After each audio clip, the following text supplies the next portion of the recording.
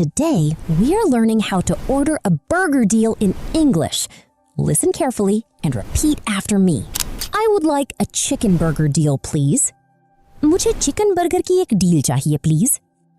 Make the burger without onions, please. Please burger प्याज के बगैर बनाएं.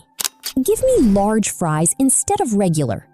मुझे regular के बजाय बड़ी fries दें, please. Which cold drink do you have? आपके पास कौन-कौन सी cold drink है?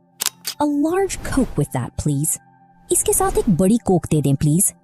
Is it possible to have garlic mayo fries? क्या garlic mayo chips मिल सकते हैं? Can I get the meal without a cold drink? क्या मुझे cold drink के बगैर ये meal मिल सकता है? Will the burger be spicy or mild? Burger spicy होगा या mild? Should I pay at the counter now? क्या मैं अभी counter पर payment कर दूं? Do I collect the order here? क्या order यहाँ से वसूल करना होगा?